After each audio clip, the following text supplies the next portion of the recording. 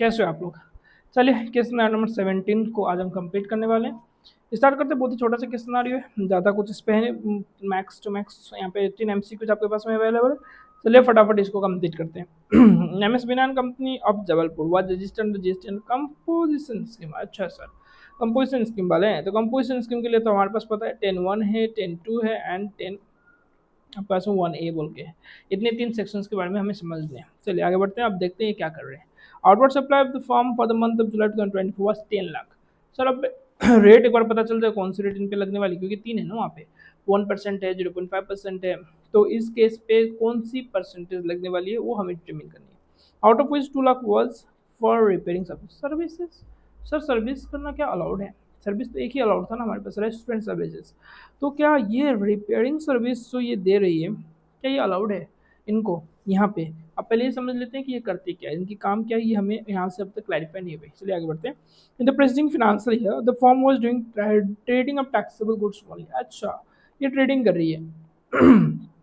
तो हमें पता है ट्रेडिंग के केस में तो भाई साहब रेट हमें पता चल गया 1% होता है। 1% का मतलब आपके पास में 1% CGST एंड 1% SGST। ठीक है सर, ये तो हमें पता है। ठीक है, ओके। क्या 1% CGST 1% SGST? नहीं सर, ये 0.5% है। 0.5% CGST एंड 0.5% SGST। टोटल जो है 1% आपके पास में हो जाती है ये of turnover that would be treated as taxable supply, taxability, tax liability that a composite tax पर जो भी है उसको पे करना पड़ता है। ठीक है सर, ये तो हो गया।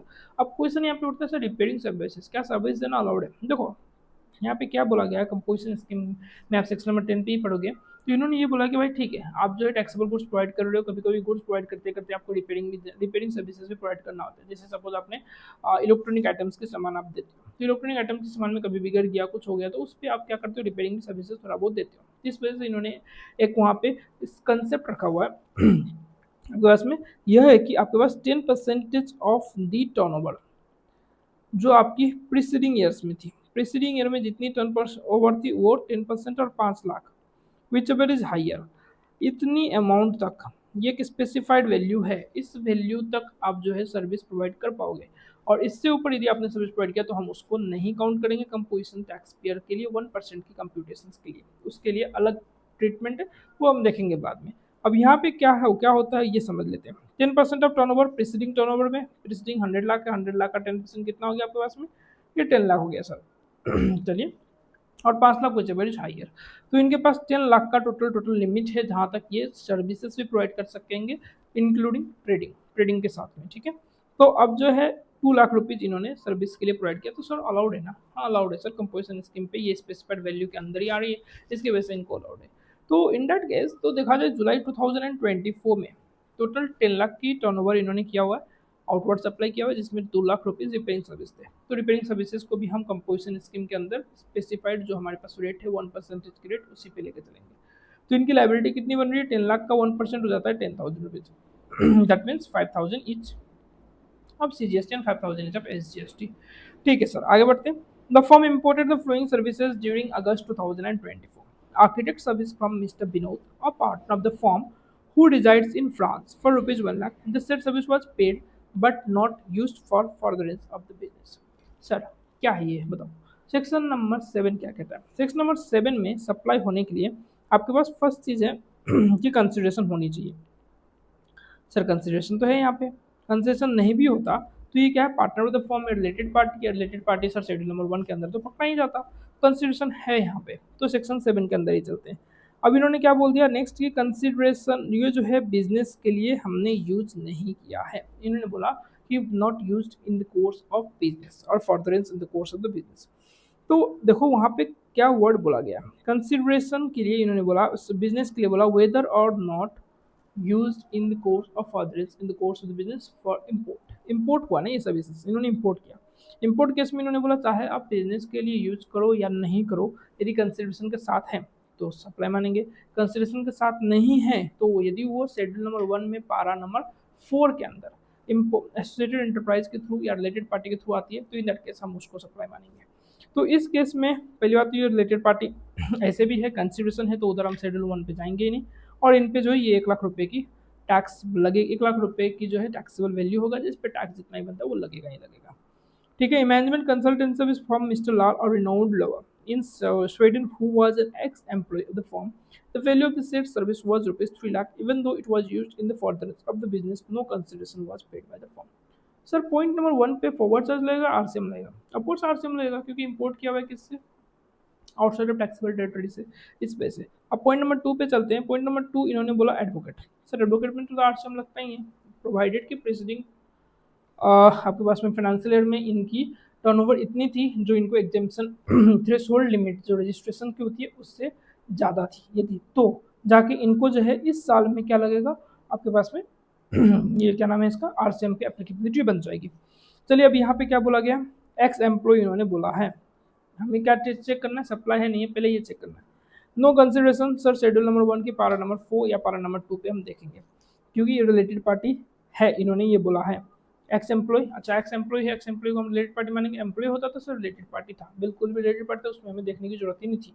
और क्योंकि ये इंपोर्ट है तो पारा नंबर 4 पे ज़्यादा हम देखेंगे एसोसिएटेड एंटरप्राइजेस. ये एसोसिएटेड एंटरप्राइज नहीं है, रिलेटेड पार्टी भी सर, वैसे भी पारा नंबर 2 के लिए भी रिलेटेड पार्टी नहीं है. तो इन दैट केस ये भाई साहब सप्लाई तो आपके पास में सेक्शन नंबर 7 के अंदर भी नहीं आ रहा, शेड्यूल नंबर 1 के अंदर भी नहीं आ रहा. ठीक है सर, ये तो हो गया हमें कंफर्म. तो आरसीएम या फॉरवर्ड चार्ज मैकेनिज्म की बात ही नहीं आई. आगे बढ़ते हैं. Aggregate turnover of the firm crossed 150 lakh. अच्छा सर 150 लाख क्रॉस हो गया, तो क्या ये कंपोजिशन स्कीम के लिए एलिजिबल है? नहीं है सर. तो 25 सितंबर पे इनकी जो है खत्म हो गई. और क्या बोलते हैं 150 लाख की ऊपर, 150 लाख के ऊपर जो है कंपोजिशन स्कीम के अंदर, कंपोजिशन स्कीम से अब इनको जो है कन्वर्ट करना पड़ेगा अपने आप को रेगुलर स्कीम में. कितने दिन के अंदर कन्वर्ट करना पड़ता है सर, आपने केस स्टडी पढ़ा हुआ था, 30 दिन के अंदर अंदर में इनको कन्वर्ट करना होता है. बट लाइबिलिटी आपकी स्टार्ट हो जाती है 25 सितंबर से ही, from which date he is liable to pay under regular scheme. सही लिखा है इन्होंने.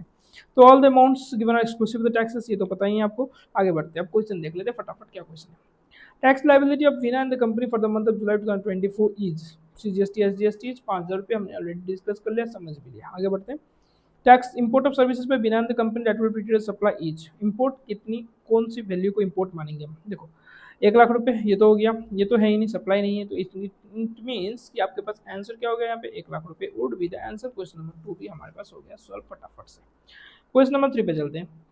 बिना the company will be eligible to claim ITC held on the stock in the capital goods agent. ITC sir composition scheme वाले, ITC कैसे मिलेगा, आपने आप भूल गए. 150 लाख की जो है टर्नओवर इनकी क्रश कर चुके थे, कब, 25 सितंबर 2024 पे. तो सेक्शन नंबर 18 पे क्या लिखा हुआ है, सेक्शन नंबर 18 पे ये लिखा हुआ है यदि आप सीज हो जाते हो to be eligible to continue as a composition scheme, it means to say you have to convert yourself into a regular scheme.